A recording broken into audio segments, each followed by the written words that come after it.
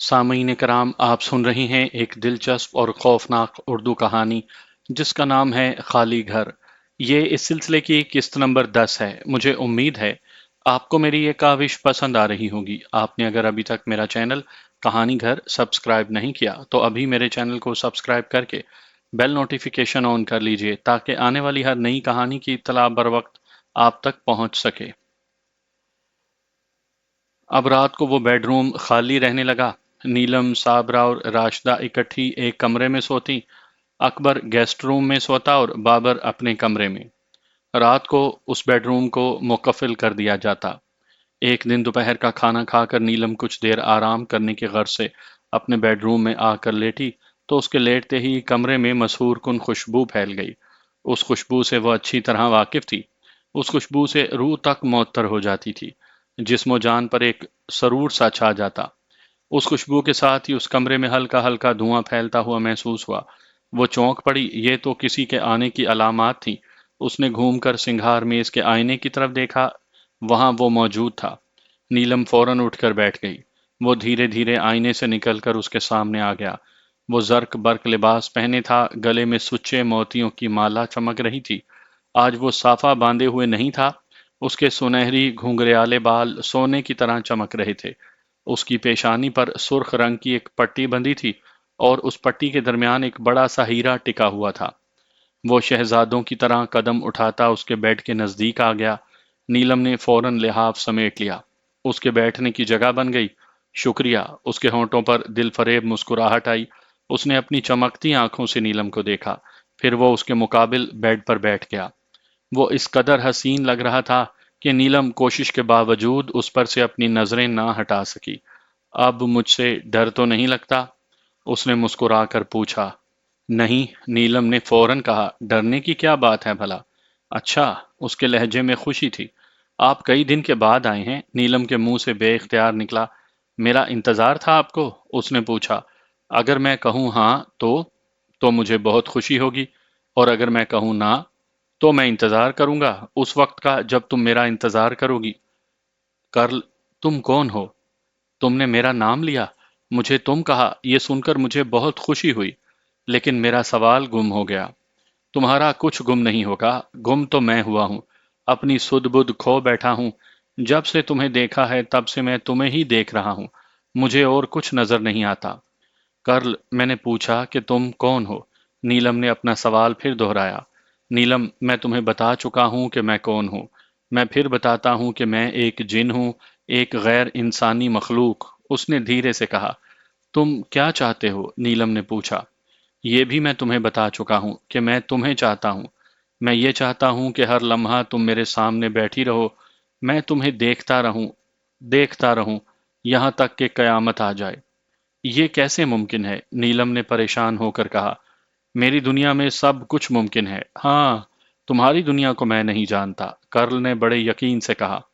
میں چاہوں بھی تو ممکن نہیں، نیلم نے اپنی دنیا کی بات کی۔ تم چاہو گی تو سب کچھ ممکن ہو جائے گا، تم چاہو تو، کرل نے راہ دکھائی۔ میں ایک شادی شدہ عورت ہوں، میرا شوہر ہے، میرے گھر والے ہیں، اور نیلم کی بات ادھوری رہ گئی۔ تم یہ بھول جاؤ کہ تم شادی شدہ ہو۔ تم نے دیکھا کہ شادی کر کے اکبر کو کیا ملا، اور اسے کچھ ملے گا بھی نہیں، وہ تمہیں چھو بھی نہیں سکتا۔ اگر اس نے ایسا کیا تو نتائج کا خود ذمہ دار ہوگا۔ نیلم، میں تمہارے اور اپنے درمیان کسی تیسرے آدمی کا وجود برداشت نہیں کروں گا، یہ بات اپنے ذہن میں اچھی طرح بٹھا لو، کرل نے اسے سمجھایا۔ میں کیا کروں، میری سمجھ میں کچھ نہیں آتا۔ نیلم الجھن کا شکار ہو گئی۔ بس جیسا میں کہوں ویسا کرتی جاؤ، میں تم سے وعدہ کرتا ہوں کہ تمہیں کوئی نقصان نہیں پہنچے گا۔ میرا شوہر اور میرے گھر والے؟ نیلم اپنے شوہر اور گھر والوں کے لیے پریشان تھی۔ سب محفوظ رہیں گے اس وقت تک جب تک وہ میرا راستہ روکنے کی کوشش نہیں کریں گے۔ میرا راستہ روکنا اتنا آسان نہیں ہے نیلم۔ جن لوگوں نے میری راہ میں آنے کی کوشش کی ان کا انجام بھی تم دیکھ چکی ہو، کرل نے صاف لہجے میں اسے بتایا۔ مجھے اب اپنے انجام کی فکر ہے، میرا کیا ہوگا؟ نیلم نے فکر مندی سے کہا۔ انجام کی فکر کسے ہے؟ محبت کی آنکھیں کہاں ہوتی ہیں؟ محبت تو اندھی ہوتی ہے، اسی لیے وہ کسی کی پرواہ نہیں کرتی۔ میں نے تم سے محبت کی ہے، مجھے انجام کی فکر نہیں، جو ہوگا دیکھا جائے گا۔ میں بس یہ جانتا ہوں کہ تمہاری دنیا والے میرا کچھ نہیں بگاڑ سکیں گے، وہ مجھ سے تمہیں چھین نہیں پائیں گے، کرل نے بڑے یقین سے کہا۔ کرل اپنی کہہ رہا تھا، نیلم اپنی سنانا چاہتی تھی، لیکن وہ سن نہیں رہا تھا۔ تب نیلم خاموش ہو گئی، وہ خاموشی سے کرل کو دیکھتی رہی۔ کرل اسے پیار بھری نظروں سے دیکھتا رہا، پھر وہ مسکراتا ہوا اٹھا اور آئینے میں غائب ہو گیا۔ اس کے جانے کے بعد نیلم لحاف اوڑھ کر لیٹ گئی اور چھت کو گھورنے لگی۔ اس کے ذہن میں ایک عجیب کشمکش جاری تھی۔ چھت کو گھورتے گھورتے اس کی آنکھوں میں نیند اتر آئی اور وہ سو گئی۔ ایک دن سب لوگوں نے پکنک پر جانے کا پروگرام بنایا۔ اکبر کے دل میں بڑے ارمان تھے، نیلم سے شادی کی اس کو بے انتہا خوشی تھی۔ شادی کے بعد اس نے 1 ماہ کے لیے ہنی مون پر جانے کا پروگرام تیار کر لیا تھا، لیکن اس کے سارے پروگرام خاک میں مل گئے۔ ہنی مون تو دور کی بات تھی، ابھی اس کی زندگی میں سہاگ رات تک نہ آئی تھی۔ کراچی آتے ہی دہشت زدگی کے پے در پے واقعات پیش آئے تھے۔ اس طرح کے واقعات کا لاہور جاتے ہوئے ہی سلسلہ شروع ہو گیا تھا، جو آج تک جاری تھا۔ پچھلے 2 4 دنوں سے کچھ گھر میں امن و امان تھا۔ جب سے گھر میں شمع روشن ہوئی تھی، تب سے کچھ سکون ملا تھا۔ البتہ نیلم بالکل خاموش ہو گئی تھی۔ وہ ہر وقت گم سم بیٹھی رہتی تھی۔ کوئی اگر کچھ کہتا تو بات کر لیتی۔ تب اکبر نے پکنک منانے کا پروگرام بنایا۔ ماموں کا گھرانہ اور بابر کے گھر والے اس پکنک میں شامل تھے۔ ایک کوسٹر کرائے پر لے لی گئی۔ ناشتے کے فوراً بعد ہی یہ لوگ گھر سے نکل گئے۔ آج سردی زیادہ نہیں تھی، بلکہ یوں محسوس ہوتا تھا جیسے سردیاں رخصت ہو گئی ہوں۔ کراچی کا موسم محبوب کے مزاج کی طرح ہے، جانے کس وقت بدل جائے کوئی کچھ نہیں کہہ سکتا۔ سمندر کے کنارے ایک ہٹ کرائے پر لے لی گئی۔ چھٹی کا دن تھا، آہستہ آہستہ رش بڑھتا گیا۔ نیلم شادی سے پہلے جب کراچی آئی تھی تو وہ سمندر پر گئی ضرور تھی، لیکن نہائی نہیں تھی۔ جانے کیوں اس کی مچلتی لہروں سے اسے بڑا ڈر لگتا تھا۔ لیکن اس دن اکبر نے اس کے دل سے سمندر کا خوف دور کر دیا۔ اس نے راشدہ، شمسا اور نیلم کو اپنے ساتھ لیا اور سمندر کی طرف بڑھ گیا۔ نیلم سمندر میں اترنے سے جھجکنے لگی تو راشدہ اور شمسا نے اس کے دونوں ہاتھ پکڑ لیے اور وہ اسے کھینچتی ہوئی سمندر میں لے گئیں۔ نیلم کا خیال تھا کہ سمندر کا پانی ٹھنڈا ہوگا، لیکن ایسا نہیں تھا۔ سمندر کا پانی گرم تھا۔ جب سمندر کی ایک بڑی لہر کنارے کو چھو کر واپس ہوئی تو نیلم کے پاؤں تلے سے زمین کھسکنے لگی۔ اس نے ڈر کر چیخ ماری۔ سمندر میں اترنے کا نیلم کا یہ پہلا تجربہ تھا۔ اس کی چیخ سن کر راشدہ اور شمسا نے خوب مذاق اڑایا اور اس کا ہاتھ چھوڑ دیا۔ تھوڑی دیر میں نیلم لہروں کی عادی ہو گئی۔ وہ بھی شمسا اور راشدہ کی طرح ان سے کھیلنے لگی۔ اکبر کو سمندر کی لہروں سے کھیلتے ہوئے دیکھ کر بڑی خوشی ہو رہی تھی۔ وہ اس کے نزدیک ہی تھا۔ اس نے آگے بڑھ کر نیلم کا ہاتھ پکڑ لیا اور بولا، آؤ نیلم، آگے چلو۔ نیلم نے اس سے اپنا ہاتھ چھڑانے کی کوشش کی۔ وہ کچھ سوچ کر خوف سے کانپ اٹھی تھی۔ اس نے کہا تھا، نیلم، میں تمہارے اور اپنے درمیان کسی تیسرے آدمی کا وجود برداشت نہیں کروں گا۔ نیلم نے گھبرا کر کہا، اکبر، خدا کے لیے میرا ہاتھ چھوڑ دیجئے۔ لیکن اکبر پر جیسے جنون طاری ہو گیا تھا۔ اس نے نیلم کا ہاتھ اور مضبوطی سے پکڑ لیا اور وہ اسے کھینچتا ہوا لے کر جا رہا تھا، آگے ہی آگے، یہاں تک کہ سمندر کی ایک بڑی لہر ان کے سروں پر آ پہنچی۔ دیکھنے والوں نے دیکھا کہ اس بڑی لہر نے دونوں کو اپنی آغوش میں لے لیا۔ لہر اتنی پرزور تھی کہ اکبر کے ہاتھ سے نیلم کا ہاتھ چھٹ گیا۔ جب وہ لہر واپس گئی تو اکیلا اکبر سمندر میں کھڑا ہانپ رہا تھا۔ نیلم کا کہیں پتہ نہیں تھا۔ ہائے میری بچی! صابرہ نے نیلم کو ستایا آپ پر نہ پا کر اپنا دل تھام لیا۔ صابرہ اور ریحانہ ممانی سمندر کے کنارے پتھروں پر بیٹھی تھی۔ وہ سمندر کی لہروں کا دور ہی سے نظارہ کر رہی تھی۔ انہیں سمندر میں نہانے سے کوئی دلچسپی نہیں تھی۔ وہ اس وقت نیلم اور اکبر کے بارے میں باتیں کر رہی تھی۔ بابر اور ماموں فرقان کنارے کے قریب ہی پانی میں بیٹھے تھے۔ ان سے آگے راشدہ اور شمسا تھی، جو ایک دوسرے پر پانی اچھال رہی تھی۔ پانی میں سب سے آگے نیلم اور اکبر تھے۔ جب اکبر نیلم کا ہاتھ پکڑ کر اسے سمندر میں آگے کی طرف کھینچتا ہوا لے گیا تو یہ منظر گھر کے سب افراد دیکھ رہے تھے۔ ماموں فرقان نے اسے زیادہ آگے جانے سے آواز لگا کر منع بھی کیا تھا، اکبر، زیادہ آگے مت جاؤ۔ مگر اکبر نے ماموں فرقان کی بات سنی کہاں تھی؟ اس پر تو ایک جنون کی سی کیفیت طاری تھی۔ وہ نیلم کو کھینچتا ہوا آگے ہی آگے بڑھتا گیا۔ شاید وہ نیلم کو لے کر سمندر کی لہروں میں گم ہو جانا چاہتا تھا۔ سمندر کی ایک بڑی لہر نے ایک جھٹکے سے انہیں جدا کر دیا۔ اکبر کے پاؤں زمین سے اکھڑ گئے۔ وہ لہر کے ساتھ بہہ گیا، اس کے کانوں اور آنکھوں میں پانی بھر گیا۔ اس نے بڑی مشکل سے اپنے قدم ریت پر جمائے اور اپنی آنکھوں کا پانی جھاڑ کر چاروں طرف دیکھنے لگا۔ چند لمحے تو اس کی سمجھ میں کچھ ہی نہ آیا کہ ہوا کیا۔ اس کا دماغ مختل ہو گیا۔ پھر جب اسے یاد آیا تو وہ بے قرار ہو کر اپنے آس پاس دیکھنے لگا۔ وہ جس کا ہاتھ اس نے تھاما تھا وہ اب کہیں نہیں تھی۔ ماموں فرقان کی آوازیں اس کے کان میں پڑ رہی تھی، اکبر، اکبر، واپس آ جاؤ، ایک خوفناک لہر تمہاری طرف بڑھ رہی ہے۔ اکبر نے ماموں فرقان کی آواز پر سامنے نظریں اٹھا کر دیکھا تو واقعی ایک اونچی لہر اس کی طرف آ رہی تھی، لیکن اکبر نے اس کی پرواہ نہیں کی۔ وہ مضبوطی سے اپنے قدم جمائے کھڑا رہا۔ اسے کسی لہر کی فکر نہیں تھی۔ وہ آنکھیں پھاڑ پھاڑ کر نیلم کو تلاش کر رہا تھا، اونچی نیچی لہروں پر نظریں جمائے ہوئے تھا۔ نیلم کہیں نظر آئے اور وہ اس کی طرف لپکے۔ اس بڑی لہر کے نزدیک پہنچنے سے پہلے ہی ماموں فرقان اکبر تک پہنچ گئے تھے اور اسے کھینچتے ہوئے کنارے کی طرف لے آئے۔ ماموں، مجھے چھوڑ دیجئے، آپ کو معلوم نہیں کہ نیلم ڈوب گئی ہے۔ اکبر، ہوش میں آؤ، سمندر اس وقت بہت بفرا ہوا ہے، تم اچھے تیراک بھی نہیں ہو، ڈوب جاؤ گے۔ ماموں فرقان نے اس کا ہاتھ نہ چھوڑا۔ خواتین کے چیخنے چلانے پر کئی مرد جو کنارے پر نہا رہے تھے اس طرف بھاگے جہاں نیلم کو لہر نے ہڑپ کر لیا تھا۔ بابر محافظوں کی تلاش میں باولوں کی طرح ادھر ادھر بھاگ رہا تھا، لیکن محافظوں کا کہیں پتہ نہیں تھا۔ پھر کنارے پر گھومنے والے ایک دو غوطہ خوروں نے سمندر میں چھلانگ لگا دی۔ یہ غوطہ خور عوام میں سے تھے۔ اکبر سمندر میں جانے کی سر توڑ کوشش کر رہا تھا، تب صابرہ اس کے سامنے ہاتھ جوڑ کر کھڑی ہو گئی۔ میرے لال، ہوش میں آ، نیلم کو بچانے کے لیے بہت لوگ سمندر میں کود گئے ہیں، تو نہ جا۔ صابرہ ٹھیک کہہ رہی ہے، تم مت جاؤ، تمہارے ہوش و حواس درست نہیں ہیں، تم زیادہ تیر نہیں سکو گے، ماموں فرقان نے اس کا ہاتھ دباتے ہوئے کہا۔ سب سے حیرت انگیز بات یہ تھی کہ نیلم بس اچانک ہی غائب ہوئی تھی۔ سمندر میں ڈوبنے والا بار بار سطح آب پر آتا ہے، لیکن وہ ایک مرتبہ بھی کہیں نظر نہ آئی۔ لوگوں نے اس بڑی لہر کو ان کے سروں سے گزرتے دیکھا تھا، اور پھر نیلم اس طرح غائب ہو گئی تھی جیسے گدھے کے سر سے سینگ۔ یوں لگتا تھا جیسے کوئی سمندری جانور اس کی ٹانگ گھسیٹ کر لے گیا ہو۔ غوطہ خوروں نے بڑی دیر تک اور بڑی دور تک نیلم کو تلاش کیا، لیکن وہ ان کے ہاتھ نہ آئی۔ بالآخر سب تھک ہار کر ایک ایک کر کے کنارے پر پہنچ گئے۔ ابھی نیلم کے ڈوبنے کے بارے میں قیاس آرائی ہو رہی تھی کہ اچانک کسی نے کہا، نیلم تو ہٹ میں بیٹھی ہے۔ یہ مزدہ جاں فضا سنانے والی راشدہ تھی۔ وہ باتھ روم جانے کے لیے ہٹ میں آئی تھی کہ اس کی نظر نیلم پر پڑی۔ وہ فرش پر بیٹھی ساکت آنکھوں سے کسی نظر نہ آنے والے نقطے کو گھور رہی تھی۔ اسے راشدہ کے آنے کا پتہ نہ چلا، نہ جانے کا۔ وہ پتھر کی مورتی بنی خاموش بیٹھی رہی۔ راشدہ دوڑتی ہوئی واپس آئی۔ اس نے چیخ چیخ کر نیلم کے ہٹ میں موجود ہونے کا اعلان کیا۔ یہ سن کر سب سے پہلے اکبر ہٹ کی طرف بھاگا۔ راشدہ، تم سچ کہہ رہی ہو نا؟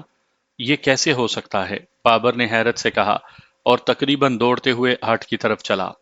نیلم کے ساتھ سب ممکن ہے، ماموں فرقان نے گہرا سانس لے کر کہا۔ وہ بھی تیز قدموں سے ہٹ کی طرف چلے۔ اللہ تیرا شکر ہے، صابرہ نے اس خبر کو سن کر فوراً اللہ کا شکر ادا کیا اور مومانی ریحانہ سے بولی، مومانی ریحانہ آئیں، جلدی ہٹ میں چلیں۔ ہٹ میں سب سے پہلے داخل ہونے والا اکبر تھا، پھر بابر، اس کے بعد ماموں فرقان اور پھر خواتین۔ نیلم نے اب بیٹھے بیٹھے جھومنا شروع کر دیا تھا۔ اس کے سر کے بال کھل چکے تھے، اب وہ اس کے سر کے گھومنے کے ساتھ فضا میں لہرا رہے تھے۔ وہ اپنے سر کو زور زور سے گھما رہی تھی۔ سب اسے غور سے دیکھتے رہے۔ کسی کی ہمت نہیں تھی کہ وہ آگے بڑھتا اور اسے جھومنے سے روک دیتا۔ پھر وہ خود ہی جھومتے جھومتے اچانک رک گئی اور اس نے اپنا سر جھکا لیا۔ چند لمحے سجدے میں پڑی رہی، اس کے جسم پر کپ کپی طاری تھی۔ پھر اس نے ایک جھٹکے سے اپنا سر اٹھایا۔ اس نے ایک ایک کر کے اپنے سامنے کھڑے اہل خانہ کو دیکھا۔ اس کی آنکھیں لال انگارہ ہو رہی تھی۔ راشدہ اور شمسہ اس کی آنکھیں دیکھ کر ماموں فرقان اور بابر کے پیچھے چھپ گئیں۔ یہ نیلم کی آنکھیں تھی ہی نہیں، یہ تو کسی خونی کی آنکھیں معلوم ہوتی تھی۔ یہ خونی آنکھیں گھومتے گھومتے اکبر پر رک گئیں۔ تو وہ تو ہے، نیلم کی آواز بھی بدل گئی۔ وہ کرخت مردانہ آواز میں بولی۔ اکبر کچھ نہ بولا، خاموشی سے اسے دیکھتا رہا۔ میں نے تجھے پہلے منع نہیں کیا تھا کہ میرا ہاتھ نہ پکڑ، مگر تو نہیں مانا۔ آخر تو میرا ہاتھ کیوں پکڑتا ہے؟ تو باز کیوں نہیں آتا؟ وہ غصے سے بھرے سخت لہجے میں بول رہی تھی۔ بس جی، بچے سے غلطی ہو گئی، آئندہ ایسا نہیں ہوگا۔ ماموں فرقان نے فوراً بات کو سنبھالا۔ فرقان، تو کیوں بولتا ہے؟ یہ کیوں نہیں بولتا؟ کیا اس کے منہ میں زبان نہیں ہے؟ نیلم نے اسے گھورا۔ تب ماموں فرقان نے اس کے قریب ہو کر سرگوشی میں کہا، اکبر معافی مانگ لو۔ میں نہیں مانگوں گا معافی۔ میں کس بات کی معافی مانگوں؟ میں نے کیا کیا ہے؟ میرا جرم کیا ہے؟ نیلم میری بیوی ہے، اکبر نے غصے سے کہا۔ لالے، تو ہمارے سامنے اکڑتا ہے؟ تو جانتا نہیں کہ ہم نے اچھے اچھوں کی اکڑ نکال دی ہے؟ یہ تیرے برابر فرقان کھڑا ہے، اس سے پوچھ۔ اپنی ماں صابرہ کے حال سے عبرت پکڑ۔ نیلم نے اپنی لال انگارہ آنکھیں اس کے چہرے پر گاڑ دیں۔ ایک دم اکبر کے دماغ میں ٹیس سی اٹھی، وہ بے اختیار سر پکڑ کر زمین پر بیٹھ گیا۔ جو ہمیں نہیں مانتا ہم اس سے منوا لیتے ہیں۔ تجھے فوراً معافی مانگنی ہوگی اور آئندہ یہ بات یاد رکھنی ہوگی کہ ہم بہت زبردست ہیں۔ اب صابرہ آگے بڑھی، وہ اپنے بیٹے کے پاس زمین پر بیٹھ گئی۔ اس نے اس کے کندھے پر ہاتھ رکھ کر نرمی سے دبایا اور گھبرائے ہوئے لہجے میں بولی، اکبر ضد مت کرو، جو یہ کہتے ہیں فوراً مان لو۔ اس کے سر میں اتنی شدت کا درد تھا کہ اسے بولا بھی نہیں جا رہا تھا۔ یوں محسوس ہو رہا تھا جیسے کہ اس کے سر کو کسی آہنی شکنجے نے جکڑ لیا ہو۔ وہ بمشکل بولا، ٹھیک ہے، مجھ سے غلطی ہو گئی، آئندہ نہیں ہوگی۔ یہ ہوئی نا بات؟ نیلم نے ایک بھیانک کہا لگایا، پھر بولی، اچھا اب ہم جاتے ہیں۔ یہ کہہ کر نیلم سجدے میں چلی گئی۔ تھوڑی دیر کے بعد اس نے سر اٹھایا تو وہ نارمل ہو چکی تھی۔ اس نے اپنے چاروں اطراف بھیڑ دیکھی تو وہ گھبرا گئی۔ وہ فوراً اٹھی اور دوسرے کمرے میں جا بیٹھی۔ صابرہ اور مومانی ریحانہ فوراً اس کے پیچھے چلی گئیں۔ گھر کے افراد کے علاوہ کچھ تماشائی بھی ہٹ میں آ گئے تھے۔ جب انہوں نے یہ سنا کہ جس کو ہم سمندر میں ڈھونڈ رہے تھے وہ ہٹ میں بیٹھی ہے تو ان کا تجسس جاگنا ایک فطری سی بات تھی۔ ان کی سمجھ میں یہ بات کسی طرح نہیں آ رہی تھی کہ ایک لڑکی جو سمندر کی لہروں میں گم ہوئی تھی وہ اچانک ہٹ میں کیسے پہنچ گئی۔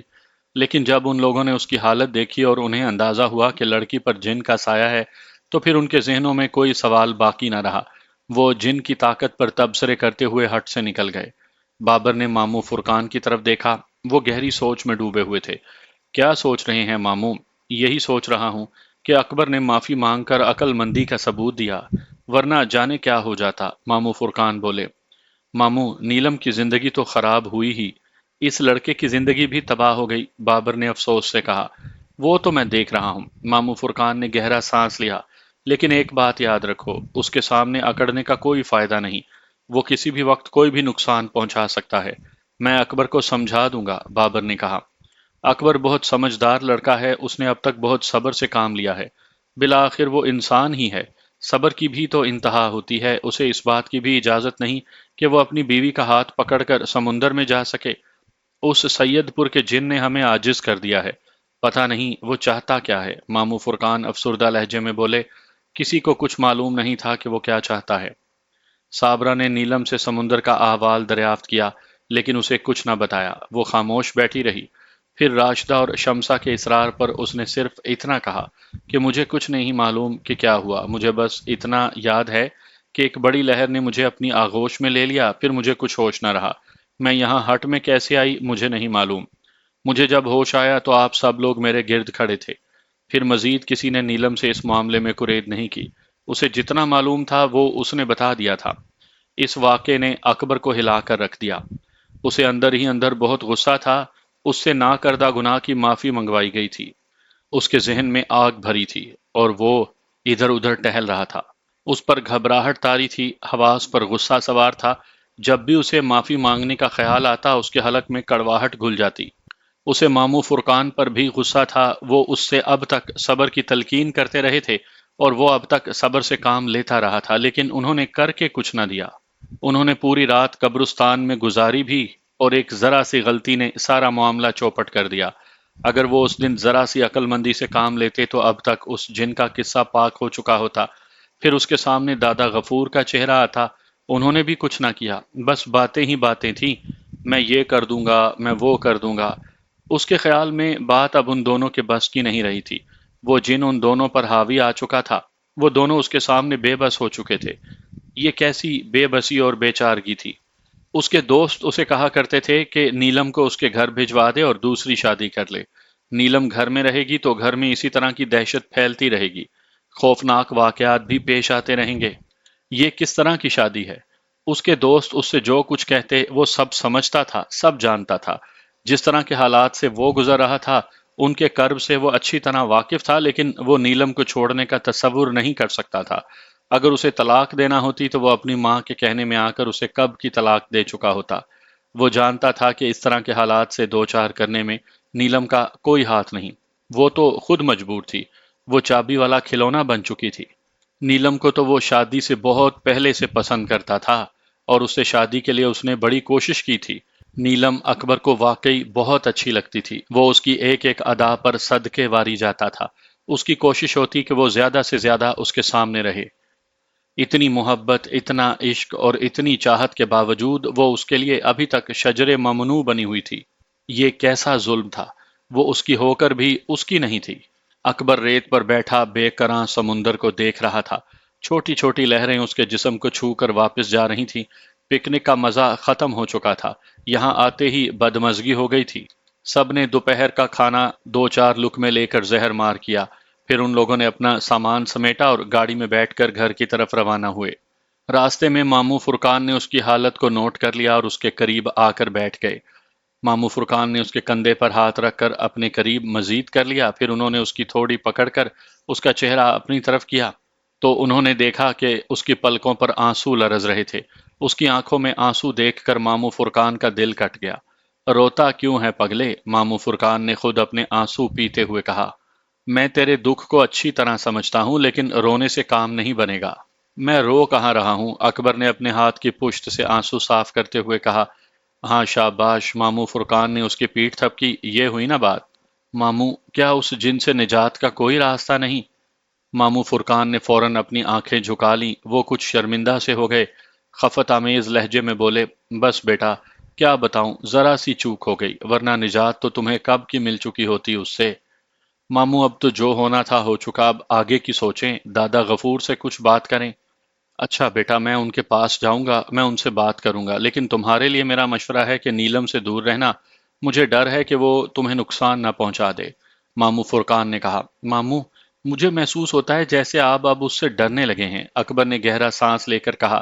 نہیں، یہ بات نہیں ہے بیٹا، میں اس سے ڈرا نہیں، لیکن محتاط ضرور ہو گیا ہوں۔ اچھا ماموں، یہ بتائیں کہ وہ میرا کیا بگاڑے گا؟ کیا مجھے جان سے مار دے گا؟ نہیں، موت اور زندگی تو صرف اللہ کے ہاتھ میں ہے، ماموں فرقان نے بڑے یقین سے کہا۔ بس تو پھر اکبر، تمہارے ذہن میں کیا بات آ رہی ہے؟ کہیں تم مجھ سے ٹکرانے کی تو نہیں سوچ رہے؟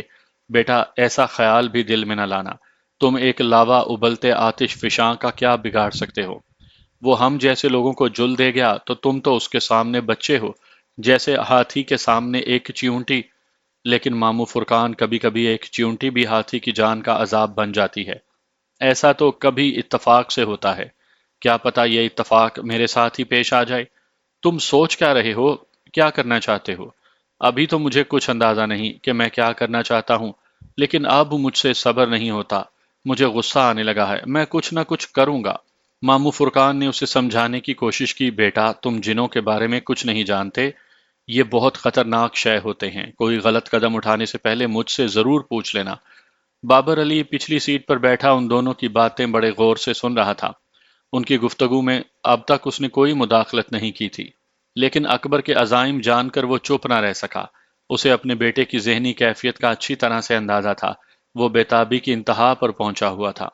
اس نے اکبر کے کندھے پر ہاتھ رکھ کر فوراً کہا، بیٹے، ماموں نے ٹھیک کہا ہے، تم پریشان کیوں ہوتے ہو، ہم موجود ہیں نا؟ ہاں ابو، میں جانتا ہوں، یہ کہہ کر اکبر نے خاموشی اختیار کر لی، گہری خاموشی۔ اس نے اپنے طور پر یہ طے کر لیا تھا کہ اب وہ خود کچھ کرے گا۔ ماموں فرقان اور دادا غفور سے اس نے جو توقعات وابستہ کر لی تھی، وہ پانی پر لکیر ثابت ہوئی تھیں۔ وہ نہیں چاہتا تھا کہ اپنے ارادوں کو ظاہر کرے، اس لیے اس نے مکمل سکوت اختیار کر لیا۔ گلشن پہنچ کر بابر کے گھر والے گاڑی سے اتر گئے، جبکہ ماموں فرقان اپنی فیملی کے ساتھ بیٹھے رہے۔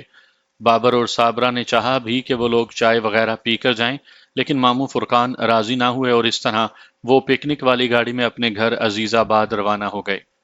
اکبر ٹی وی لاؤنج میں اکیلا بیٹھا آج کا اخبار دیکھ رہا تھا کہ ٹیلی فون کی گھنٹی بجی۔ اکبر نے ریسیور اٹھایا اور کہا، ہیلو، میں واجدہ بول رہی ہوں۔ جی خالہ، کیسی ہیں آپ؟ میں ٹھیک ہوں بیٹا، آج صبح سے مسلسل ٹیلی فون کرنے کی کوشش کر رہی ہوں، لیکن لائن ملتی ہی نہیں تھی، کبھی انگیج ملتا اور کبھی کہیں اور لائن مل جاتی۔ ایک دو بار ایسا ہوا کہ گھنٹی بجتی رہی، کسی نے فون نہیں اٹھایا، اب بڑی مشکل سے ملا ہے۔ واجدہ نے اپنی رودات سنائی۔ خالہ جان، ہم لوگ گھر پر نہیں تھے، سمندر پر پکنک منانے گئے ہوئے تھے۔ پکنک کا سن کر واجدہ کو بڑی خوشی ہوئی۔ پکنک پر جانے کا مطلب تھا کہ گھر کے حالات پرسکون ہیں۔ پکنک پر گئے تھے؟ واجدہ نے خوشی کا اظہار کیا۔ کون کون گیا تھا؟ ہم لوگ تھے اور ماموں فرقان کا گھرانہ۔ اچھا، تمہاری امی کا اب کیا حال ہے؟ واجدہ نے پوچھا۔ جی وہ ٹھیک ہیں۔ نیلم کہاں ہے؟ وہ ابھی تو یہیں تھی، شاید آرام کرنے کی غرض سے اپنے کمرے میں چلی گئی ہے، میں بلاتا ہوں۔ یہ کہہ کر اکبر نے ریسیور رکھا، پلٹ کر دیکھا تو صابرہ پیچھے کھڑی تھی۔ اکبر، کس کا فون ہے؟ صابرہ نے پوچھا۔ امی، خالہ کا ہے، آپ جب تک بات کریں میں نیلم کو بلا لاتا ہوں۔ تھوڑی دیر میں وہ نیلم کو بلا لایا اور پھر صابرہ نے نیلم کی اپنی ماں سے بات کروا دی۔ نیلم نے ریسیور پکڑ کر اپنے کان سے لگایا، بڑے ادب سے اپنی ماں کو سلام کیا، پھر پوچھا، امی آپ کیسی ہیں؟ اور میرے ابو کا کیا حال ہے؟ ہم دونوں ٹھیک ہیں اور تمہیں یاد کرتے ہیں، واجدہ نے بڑی محبت سے کہا۔ میری آنکھوں میں بھی آپ لوگ ہر وقت سمائے رہتے ہیں۔ نیلم کی آنکھیں بھیگ گئیں۔ نیلم، تمہیں دیکھنے کو بہت جی چاہتا ہے، کیا کروں؟ واجدہ نے بڑے اشتیاق سے کہا۔ امی میرا بھی یہی حال ہے، میں خود یہی چاہتی ہوں، نیلم نے کہا۔ نیلم، تم کچھ دنوں کے لیے اکبر کو لے کر لاہور آ جاؤ، اگر اکبر کو فرصت نہ ہو تو میں انہیں بھیج دوں، یہ تمہیں لے کر آ جائیں گے، واجدہ نے تجویز پیش کی۔ ٹھیک ہے امی، لیکن اس معاملے میں دادا غفور سے پوچھنا ہوگا، نیلم نے کہا۔ نیلم، پھر تم ایسا کرو کہ ذرا صابرہ کو فون دو، میں ان سے بات کرتی ہوں، واجدہ بولی۔ جی اچھا امی، یہ کہہ کر نیلم نے ریسیور صابرہ کی طرف بڑھایا۔ امی آپ سے بات کرنا چاہتی ہیں۔ پھر واجدہ اور صابرہ کافی دیر تک فون پر بات کرتی رہیں۔ نیلم کو بہت تھکن ہو رہی تھی، وہ وہاں سے اٹھ کر اپنے بیڈ روم میں آ گئی۔ ابھی اسے لیٹے چند منٹ ہی ہوئے تھے کہ اس کی آنکھوں میں نیند اتری ہی تھی کہ اسے کمرے میں وہ مسحور کن خوشبو پھیلتی ہوئی محسوس ہوئی۔ کمرے میں خوشگوار دھواں بھرنے لگا، وہ آ گیا تھا۔ نیلم کی نیند اڑ گئی، وہ اٹھ کر بیٹھ گئی۔ دروازہ خود بخود بند ہو چکا تھا اور وہ اس کے بیڈ کے نزدیک کھڑا مسکرا رہا تھا۔ اس کی مسکراہٹ میں بڑا سحر تھا۔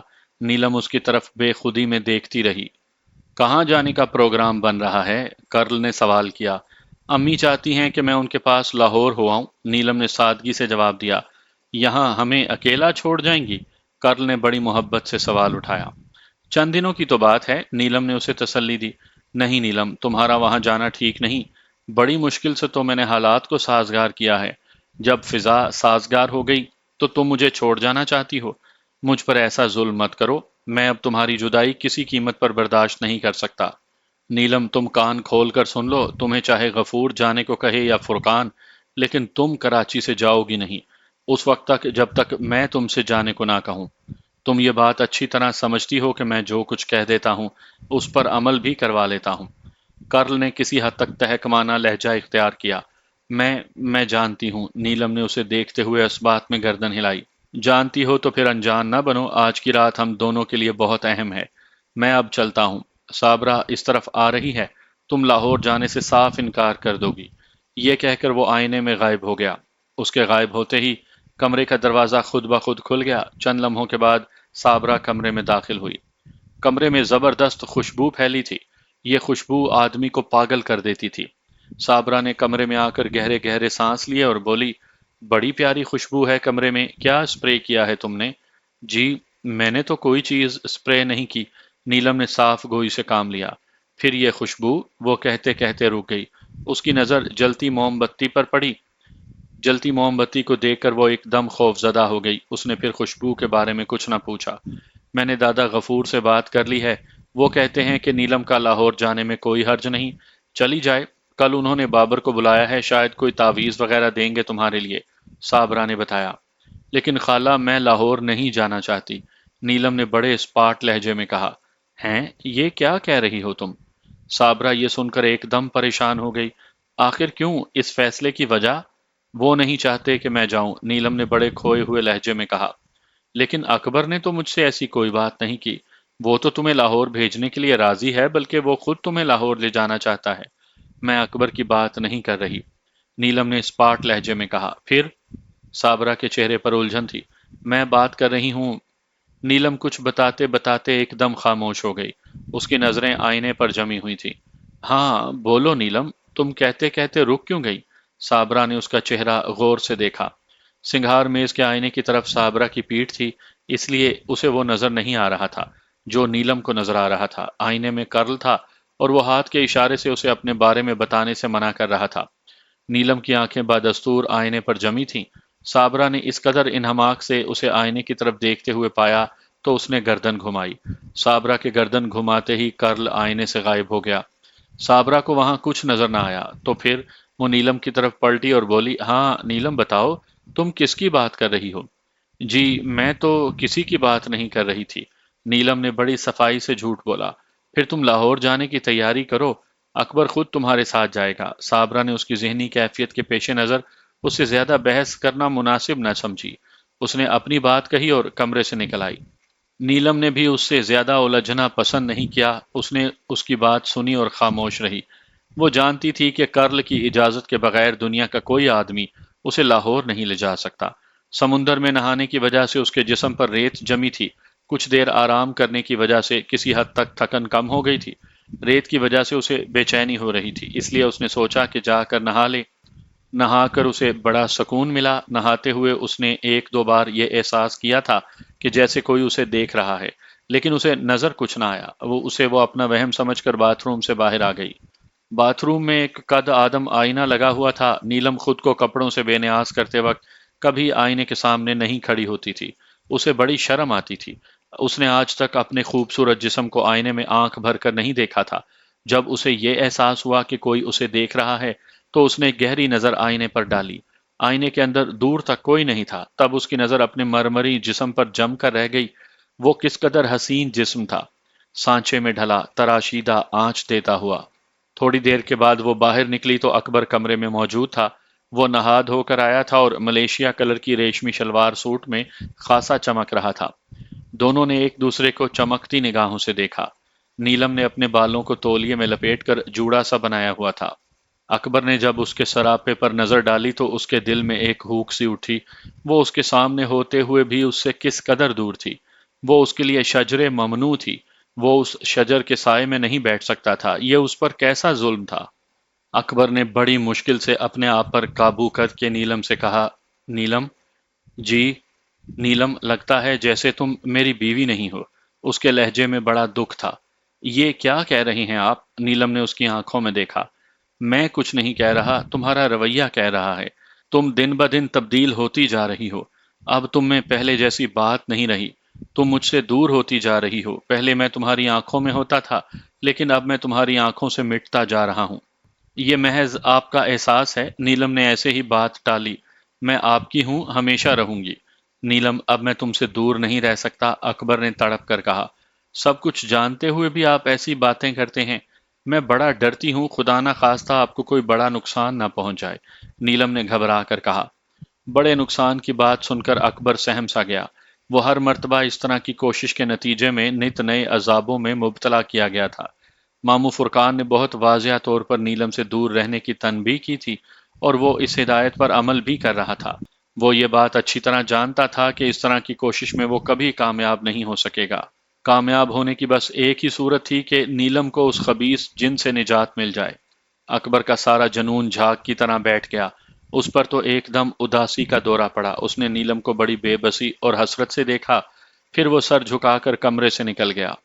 نیلم اس کے جذبات کو اچھی طرح سمجھتی تھی، لیکن وہ اس کے لیے کچھ نہیں کر سکتی تھی۔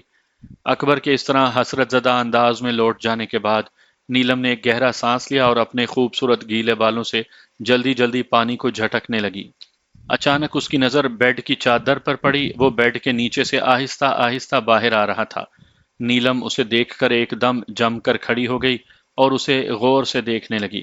اسے دیکھ کر اس مرتبہ نیلم کو ذرا بھی خوف محسوس نہ ہوا۔ یہ وہی کالا بلّا تھا جسے دیکھتے ہی جسم میں کپ کپی دوڑ جاتی تھی، لیکن اس وقت وہ بڑے اطمینان سے اسے دیکھ رہی تھی۔ کالے بلے نے بیڈ کے نیچے سے نکل کر ایک زوردار انگڑائی لی اور پھر وہ نیلم کے قدموں میں لوٹنے لگا۔ کالے بلے کا سخت جسم اس کی نرم ملائم ٹانگوں سے رگڑ کھا رہا تھا۔ اسے گدگدی محسوس ہو رہی تھی۔ وہ فوراً بیڈ پر بیٹھ گئی۔ تب کالے بلے نے اپنی سرخ سرخ زبان سے اس کے گورے گورے بے حد خوبصورت پیروں کو چاٹنا شروع کیا۔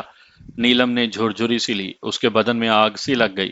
اس نے ایک کمزور سی کوشش کی کہ اپنے پاؤں اٹھا کر اوپر کر لے، لیکن وہ کامیاب نہ ہو سکی۔ اس کی آنکھوں میں رنگ اترنے لگے، ایک نشہ تھا جو اس پر چھائے چلا جا رہا تھا۔ پھر اچانک ہی کمرے میں راشدہ داخل ہوئی، اس کے ہاتھ میں چائے کی پیالی تھی۔ راشدہ نے اپنے سامنے جو منظر دیکھا اسے دیکھ کر وہ کانپ اٹھی۔ وہ کالا بلّا نیلم کے پاؤں چاٹ رہا تھا اور نیلم اس بلے کو پرکیف نگاہوں سے دیکھ رہی تھی۔ راشدہ ایک چیخ مار کر الٹے قدموں واپس بھاگی۔ راشدہ کی چیخ سن کر نیلم نے اپنی مخمور نظریں دروازے کی طرف اٹھائیں۔ اس نے راشدہ کو اس قدر بدحواس بھاگتے دیکھ کر اسے آواز دی، راشدہ، راشدہ! لیکن راشدہ بھلا کہاں رکنے والی تھی؟ اس نے صابرہ کے پاس پہنچ کر ہی دم لیا اور صابرہ کو سب کچھ بتا دیا تو صابرہ بھی لرز کر رہ گئی۔ راشدہ کے کمرے سے بھاگنے کے بعد کالا بلا واپس بیڈ کے نیچے گھس گیا۔ چند لمحوں کے بعد پورا گھر اس کے کمرے میں آیا، لیکن اب یہاں کچھ نہیں تھا۔ نیلم آئینے کے سامنے کھڑی اپنے بالوں میں برش کر رہی تھی۔ ہائے نیلم، تم ٹھیک تو ہو؟ صابرہ نے جلدی سے اسے اپنے گلے لگایا۔ ہاں میں بالکل ٹھیک ہوں۔ نیلم نے یہ بات اس انداز سے مسکرا کر کہی کہ پھر کوئی اور سوال کرنے کی کسی میں ہمت نہ پڑی۔ رات کو حسب معمول نیلم صابرہ کے کمرے میں سوئی۔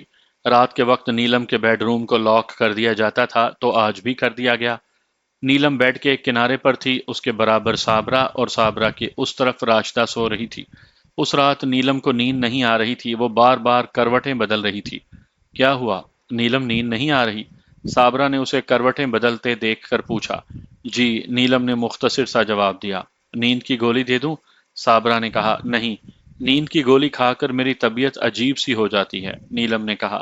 میں سو جاؤں گی، آخر کب تک نہیں آئے گی نیند؟ آپ سو جائیں۔ پھر صابرہ کو نیند آ گئی، راشدہ پہلے ہی سو چکی تھی۔ نیلم کو ابھی تک نیند نہیں آئی تھی۔ سامنے دیوار گیر گھڑی میں 11:30 بج چکے تھے۔ ایک تو کچھ نیلم کو نیند نہیں آ رہی تھی، دوسرے بار بار دماغ میں یہ خیال آتا تھا کہ یہاں سے اٹھ کر اپنے بیڈ روم میں چلی جائے۔ اس خواہش پر اسے خود حیرت تھی۔ یہ خیال سمندر کی لہروں کی طرح اس کے دل کے کناروں سے ٹکرا رہا تھا۔ یہ خواہش اس کے دل پر ساون بھادوں کی طرح برس رہی تھی۔ کوئی اسے بلا رہا تھا۔ پھر اس خواہش نے بپھرے سمندر کی شکل اختیار کر لی۔ طوفانی موجیں ایک کے بعد ایک اس کے پتھر دل پر سر پٹک رہی تھی۔ کوئی اسے بلا رہا تھا۔ اس کے دماغ میں کہیں دور سے آواز سنائی دے رہی تھی، آؤ نیلم آؤ۔ پھر اس سے رہا نہ گیا۔ اس کا دل جیسے مچل اٹھا اور وہ اٹھ کر بیٹھ گئی۔ اس نے صابرہ اور راشدہ کے چہروں پر نظر ڈالی، وہ دونوں بے خبر سو رہی تھیں۔ نیلم کو مسلسل آواز سنائی دے رہی تھی، آؤ نیلم آؤ۔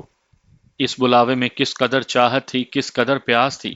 وہ کھڑی ہوئی، ایک مرتبہ اس نے پھر راشدہ اور صابرہ کے چہروں پر نظر ڈالی۔ کمرے میں 0 واٹ کا نیلا بلب روشن تھا۔ اس نیلی روشنی میں دونوں کے چہرے صاف دکھائی دیے۔ وہ دونوں گہری نیند میں تھیں۔ وہ آواز، وہ خوشبو جیسی آواز، مسحور کن بلاوا مسلسل اس کے درے دل پر دستک دے رہا تھا، آؤ نیلم آؤ نیلم آؤ نیلم۔ اب وہ کسی سحر زدہ معمول کی طرح چل پڑی۔ اسے نہیں معلوم تھا کہ وہ کہاں جا رہی ہے، لیکن پھر بھی وہ جا رہی تھی۔ دروازے سے نکلتے ہی اس نے ایک مرتبہ مڑ کر بیڈ پر نظر ڈالی اور پھر آہستگی سے دروازہ بند کر دیا۔ اس کا رخ اپنے بیڈ روم کی طرف تھا۔ اسے یہ معلوم تھا کہ رات کو بیڈ روم کو مقفل کر دیا جاتا ہے اور چابی کہاں ہوتی ہے یہ اسے معلوم نہیں تھا۔ بیڈ روم کی طرف بڑھتے ہوئے یہ خیال اس کے دماغ میں آیا کہ بیڈ روم تو بند ہوگا۔ اس خیال کے آنے کے باوجود اس کے قدم نہیں رکے۔ وہ سحر زدہ معمول کی طرح آگے بڑھتی رہی۔ اپنے کمرے کے دروازے پر پہنچ کر اس نے ہینڈل پر ہاتھ رکھا تو دروازہ فوراً کھل گیا۔ وہ خوشگوار حیرت کے ساتھ کمرے میں داخل ہوئی اور پھر اس نے اندر جا کر دروازہ بند کر لیا۔ پھر سحر ہوئی۔ وہ صبح کتنی قیامت خیز تھی۔ سب سے پہلے صابرہ کی آنکھ کھلی۔ گھر میں سب سے پہلے وہی اٹھتی تھی۔ دودھ والا گیٹ بجا رہا تھا۔ صابرہ نے ایک نظر اپنے دائیں بائیں دیکھا۔ راشدہ بیڈ پر تھی لیکن نیلم نہیں تھی۔ صابرہ نے فکر نہ کی، اس کا خیال تھا کہ وہ باتھ روم میں ہوگی۔ سب سے پہلے اس نے جا کر دودھ لیا، کچن میں جا کر ہلکی آنچ پر دودھ رکھا، صحن سے اخبار اٹھایا اور پھر اپنے کمرے میں آ گئی۔ نیلم اب بھی بیڈ پر نہیں تھی۔ صابرہ نے کھڑکی سے پردہ ہٹایا اور بیڈ پر بیٹھ کر اخبار دیکھنے لگی۔ اخبار دیکھتے دیکھتے وہ اچانک فکر مند ہوئی، نیلم اگر باتھ روم میں ہوتی تو اب تک نکل آتی۔ وہ کہاں گئی؟ صابرہ نے اخبار ایک طرف رکھا، تیزی سے اٹھ کر باتھ روم کے دروازے پر گئی۔ اس نے ہاتھ سے دروازہ بجایا اور اپنے کان دروازے پر لگا دیے۔ اندر سے کوئی آہٹ نہ سنائی دی۔ پھر اس نے دروازے کے ہینڈل پر ہاتھ رکھا، دروازہ فوراً کھل گیا۔ باتھ روم تو خالی پڑا تھا، وہاں کوئی نہیں تھا۔ صابرہ تیزی سے واپس آئی، اس نے راشدہ کو اٹھایا۔ راشدہ نے فوراً آنکھیں کھول دیں اور بیٹھتے ہوئے بولی، جی امی کیا ہوا؟ بیٹی وہ نیلم نہیں ہے۔ امی وہ گھر میں ہی ہوں گی اور کہاں جائیں گی، مجھے تو اب خطرہ محسوس ہو رہا ہے۔ امی آپ کو تو ہر وقت خطرہ ہی محسوس ہوتا رہتا ہے، کس قدر ڈر پوک ہو گئی ہیں آپ، راشدہ نے کھڑے ہوتے ہوئے کہا۔ میں دیکھتی ہوں جا کر۔ راشدہ پورے گھر کا چکر لگائی، اس نے سب کمرے جھانک لیے، لیکن نیلم کا بیڈ روم نہ دیکھا، کیونکہ وہ رات کو اس نے خود لاک کیا تھا۔ یہ بات کسی کے وہم و گمان میں بھی نہیں آ سکتی تھی کہ نیلم رات کو اٹھ کر اپنے کمرے میں چلی جائے گی۔ اب راشدہ کو بھی فکر ہوئی، اس نے صابرہ سے گھبرا کر کہا، امی نیلم بھابی تو گھر میں کہیں نہیں۔ راشدہ تو جا کر ذرا اکبر کو اٹھا، میں بابر کو اٹھاتی ہوں۔ صابرہ پر تشویش لہجے میں بولی۔ دونوں کے کمرے مخالف سمتوں میں تھے۔ راشدہ گیسٹ روم کی طرف بھاگی، صابرہ نے باہر کے کمرے کا رخ کیا۔ راستے میں نیلم کا بیڈ روم پڑتا تھا۔ صابرہ نے چلتے چلتے ایسے ہی اس کے دروازے پر لگے ہینڈل کو گھما کر دیکھا، دروازہ فوراً کھل گیا۔ دروازہ کھلتے ہی کمرے کے اندر سے بڑی مسحور کن خوشبو آئی۔ صابرہ نے جلدی سے پورا دروازہ کھولا، اس کی حیرت کی انتہا نہ رہی۔ قالین پر گلاب کی پتیوں کی کوئی 1 فٹ اونچی تہ جمی ہوئی تھی۔ پورے کمرے میں گلاب کی پتیوں کا فرش بچھا تھا۔ بیڈ پر بھی ڈھیروں گلاب کی پتیاں تھیں، اور اس گلاب کی پتیوں کے نرم اور خوشبودار بستر پر نیلم لیٹی تھی۔ اس کی آنکھیں بند تھیں، چہرے پر تازگی اور آسودگی تھی، وہ بڑی پرسکون نیند سو رہی تھی۔ اس کا جسم کپڑوں سے بے نیاز تھا۔ صابرہ نے جلدی سے بیڈ سے نیچے پڑے لحاف کو اس پر ڈال دیا۔ اتنے میں اکبر گھبرایا ہوا کمرے میں داخل ہوا۔ کہاں گئی نیلم؟ پھر بابر پریشان ہوتا کمرے میں آیا۔ صابرہ کیا ہوا؟ کمرے میں جو دونوں نے قدم رکھا تو گلاب کی پتیوں نے ان کا سواگت کیا۔ مہکتا ہوا کمرہ، گلاب کی پتیوں کا دبیز بستر، جلتی ہوئی شمع، ہونٹوں پر مسکراہٹ سجائے سوتی ہوئی نیلم۔ کتنی کہانیاں تھیں جو آپ ہی آپ دل میں جنم لے رہی تھیں، ہونٹوں سے پھسل رہی تھی۔ یہ انکہی کہانیاں جو رات کا فسانہ بڑے سنجیدہ لہجے میں بیان کر رہی تھیں۔ ان کہانیوں کو سن کر، ان کی باتوں کو محسوس کر کے اکبر کے دل پر چھری سی چل رہی تھی۔ یہ سب کیا تھا؟ یہ سب کیا ہو گیا تھا؟ صابرہ پر لرزہ طاری تھا، بابر محو حیرت تھا، راشدہ کی سمجھ میں کچھ نہ آیا۔ سب کی سب سوئی ہوئی نیلم کو اس طرح دیکھ رہے تھے جیسے وہاں نیلم نہ ہو، نیلم کی لاش پڑی ہو۔ یہ الگ بات ہے کہ کوئی رو نہیں رہا تھا یا سب رو رہے تھے۔ اچانک نیلم نے اپنی آنکھیں کھولیں۔ یہ نیلم کی آنکھیں نہیں تھیں، یہ تو کسی اور کی آنکھیں تھیں، لال انگارہ۔ آپ لوگ یہاں کیوں کھڑے ہیں؟ دیکھتے نہیں کہ یہاں دلہن لیٹی ہے؟ آپ لوگ جائیں یہاں سے، اسے آرام کرنے دیں۔ یہ نیلم کی آواز نہیں تھی، یہ کسی اور کی آواز تھی، یہ سید پور کے جن کی آواز تھی۔ یہ سن کر سب سے پہلے صابرہ بھاگی، اس کے بعد راشدہ، پھر کمرے میں سے بابر نکلا، اس کے بعد اکبر۔ کوئی 11 بجے تک دلہن کمرے میں آرام کرتی رہی، پھر وہ خود ہی کمرے سے باہر آ گئی۔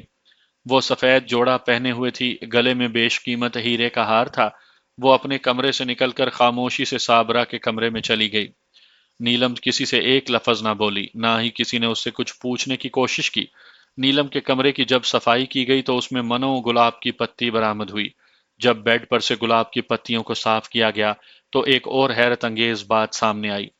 پورے بیڈ پر نوٹوں کی گڈیاں بڑے سلیقے سے برابر برابر رکھی تھیں۔ جب بابر نے ان نوٹوں کی گڈیوں کو شمار کیا تو کل رقم 25 لاکھ بنی، 1 کروڑ کی چوتھائی۔ شبہ یہ ہوا کہ یہ نوٹ جعلی ہوں گے، لیکن یہ شبہ بھی غلط نکلا، وہ کرنسی کھری اور سچی تھی۔ اس سارے واقعے کی ماموں فرقان کو اطلاع دی گئی۔ ماموں فرقان دکان سے سیدھے گلشن پہنچے۔ ابھی وہ گیٹ پار کر کے گھر میں داخل ہوئے ہی تھے کہ نیلم اندر سے ایک دم بفری ہوئی برآمد ہوئی۔ وہ سخت غصے میں تھی۔ فرقان، تو کیوں آیا ہے؟ جا واپس چلا جا، اور آئندہ اس گھر کی دہلیز پار نہ کرنا، ورنہ تجھے وہ سزا دوں گا کہ زندگی بھر یاد رکھے گا۔ نیلم اپنی لال لال آنکھیں نکالے مردانہ آواز میں بول رہی تھی۔ ماموں فرقان کو یہ بات اچھی طرح معلوم تھی کہ وہ ان کا کچھ نہیں بگاڑ سکے گا۔ وہ ہر طرح سے محفوظ تھے، لیکن ان کے گھر والے تو محفوظ نہیں تھے۔ وہ انہیں نقصان پہنچا سکتا تھا، کوئی بھی شوبدہ دکھا سکتا تھا۔ وہ پہلے ہی بھگتے ہوئے تھے، اس لیے انہوں نے اس وقت اس سے الجھنا مناسب نہ سمجھا اور الٹے قدموں گھر سے واپس نکل گئے۔ ماموں فرقان کے اس طرح چلے جانے سے گھر والوں پر جیسے اوس پڑ گئی۔ وہ مایوس ہو کر خوف میں مبتلا ہو گئے۔ ماموں فرقان کے چلے جانے کے بعد نیلم نے باری باری اپنی انگارہ آنکھوں سے سب کو گھورا اور پھر مسکراتی ہوئی اندر چلی گئی۔ اس کی مسکراہٹ سے خباثت ٹپک رہی تھی۔ اکبر کا آج لاہور جانے کا پروگرام تھا۔ جہاز کے ٹکٹ لینے سے پہلے اس نے ایک مرتبہ نیلم سے پھر چلنے کے لیے پوچھا۔ نیلم، میں ریزرویشن کروانے جا رہا ہوں، مجھے نہیں جانا کہیں، سمجھے؟ نیلم نے جب مردانہ آواز میں آنکھیں گھما کر سمجھے کہا تو اکبر کو پسینہ آ گیا۔ بابر نے لاہور فون کر دیا کہ نیلم نہیں آ سکے گی، ساتھ ہی واجدہ کو سارے حالات سے آگاہ کر دیا۔ واجدہ اور فیاض حسین گھبرا کر دوسرے دن کراچی پہنچ گئے۔ نیلم اپنے ماں باپ کو دیکھ کر ان سے لپٹ گئی اور لپٹی ہوئی بہت دیر تک سسک سسک کر روتی رہی۔ واجدہ کی بری حالت تھی، وہ بار بار نیلم کا سر اپنے کاندھے سے اٹھا کر اس کی پیشانی اور رخساروں کو چومتی اور پھر میری جان میری بیٹی کہہ کر اسے اپنی باہوں میں سمیٹ لیتی۔ نیلم اگرچہ واجدہ کی سگی بیٹی نہیں تھی لیکن اس نے ہمیشہ اس کو سگا ہی سمجھا تھا، یا شاید سگوں سے بھی زیادہ۔ اس نے اسے بڑی توجہ اور بڑے پیار سے پالا تھا۔ نیلم کے اگر کانٹا بھی چبھ جاتا تو وہ واجدہ کو یوں محسوس ہوتا جیسے اس کے اپنے دل میں چھری گھس گئی ہو۔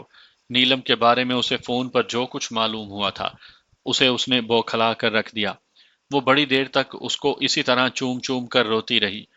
جب کچھ زیادہ ہی دیر ہو گئی تو فیاض حسین نے ماں بیٹی کو آہستگی سے الگ کیا۔